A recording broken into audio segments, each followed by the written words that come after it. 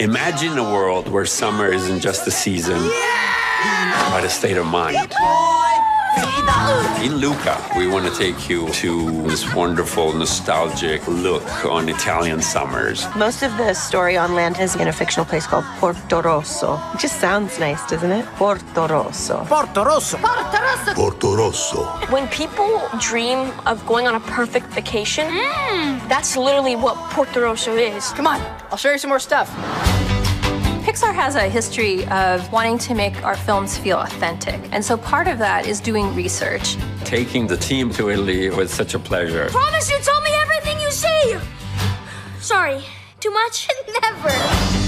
Our Pixar research trips make us look like very odd tourists because we're looking at the kind of details that we're trying to capture. We want it to be like a postcard you can jump into and really feel immersed by. The laundry in the wind, kids having watermelon, and people having their espresso. Espresso. I love Miyazaki's movies. The texture, the details, the way he draws has been a great inspiration for me. When I saw Enrico's short La Luna, he called our attention to things around us that are beautiful. I love that this film is an expansion of that feeling. It's so beautiful. Yes, we need it. Luca will, without a doubt, transport you to this vibrant world. Watching it, I felt like I was there. Wow. Woohoo! Makes me want to move to Italy. I think we should all live there. Sign me up for that, like right now.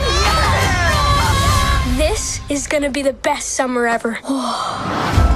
Luca is a story of friendships that are authentic and only found around a certain age. We underdogs have to look out for each other, right? Underdogs! I love this moment in a young person's life, having someone push you out of your comfort zone to discover yourself. There's a certain innocence to this. It's really kind of beautiful. Come on! I had the luck of meeting my best friend Alberto when I was 11. He had a ton of passion and was consciously testing his own fears. Who's holding the lamp? The turtle! I wonder if I would have had the courage to go and chase my career in animation had I not met my best friend. I really love watching the friendship between Luca, Julia, and Alberto. I'm hoping that it will bring back a lot of memories for people of summers when they were kids. My birthday's in the summer, so a lot of really, really good childhood memories of summertime, and it was always a pool party. Let's go swim. I guess that's how humans swim? Ugh, that's embarrassing. Some kids go away to camp, and you're like, where my dogs at? But then the key ones that are in town, they like to party.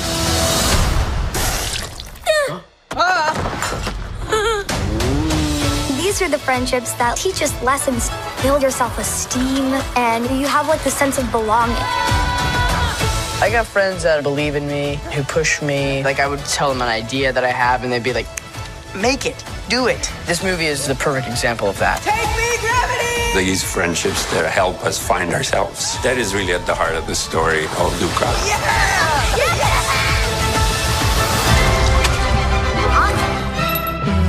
Dinner's ready. Mangiamo. Definitely hungry. Creating Po르toroso and the amazing food that we experienced there was really important. The food in this movie looks so good. I'd want to eat the pasta. I mean, I was watching this, and it might surprise you, but I'd want to eat the pasta. If you've ever eaten pasta in Italy, it tastes better. Everything tastes better there. I remember us thinking very deeply about how do we show the power of food, making sure the details are right. Cannoli. Watermelon. Watermelon. Gelato. Wow. Making food in animation can be technically difficult. It becomes very tricky to move them and make them feel right and make them feel delicious.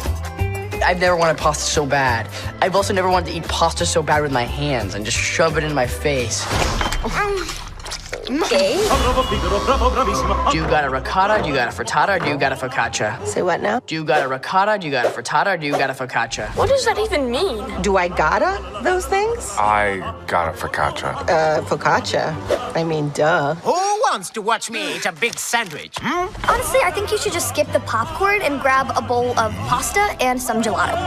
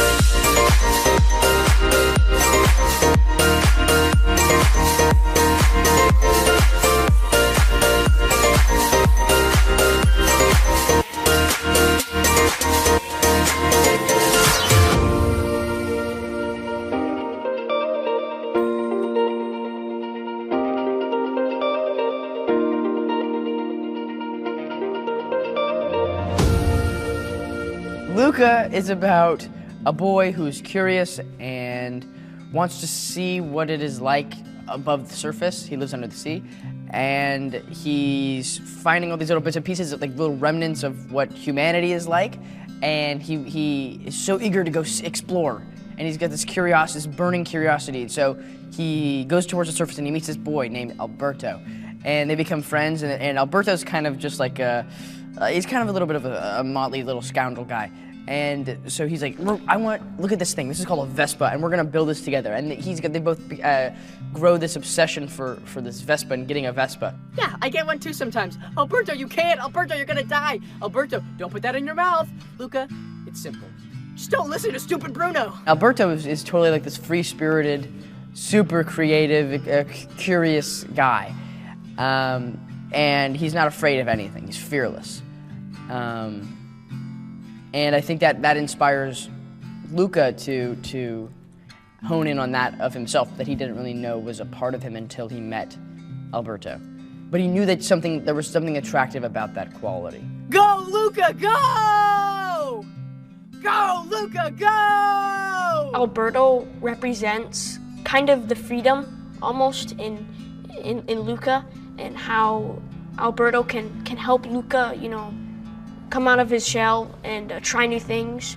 And that's kind of the reason they become really good friends, is because, Alberto is so eager that Luca needs to, try this new stuff and do all this and do all that. And, Luca obviously is timid, but at the same time, he's really intrigued by it, and he really wants to venture out with his new friend Alberto. Silencio, Bruno. Yeah, you got a big stand and you're kind of like trying to, come on, louder. Silencio, Bruno. Silencio, Bruno. Emma Berman plays Julia, and she has this really cool voice, so that when she voices her character, it adds a lot of personality to it, and it sounds amazing. Giulia Marcovaldo is around 12 years old. She lives on the Italian Riviera, and she's a really awkward and goofy character. She's really determined, and I actually relate to her in some ways because we're both pretty outgoing, and we love to make new friends, and we like to learn new things and go on adventures. See any fish?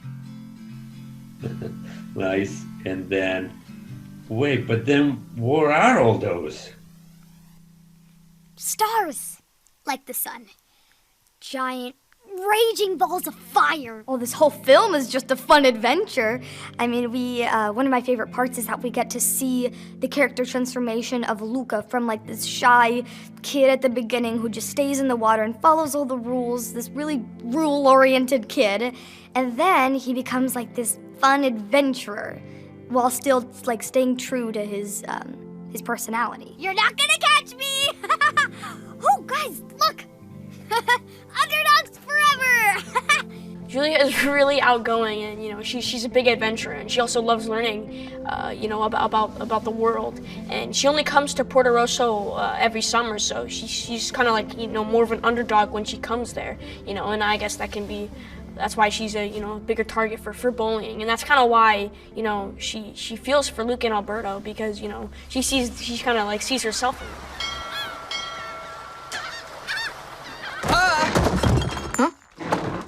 Where did you boys say you were from?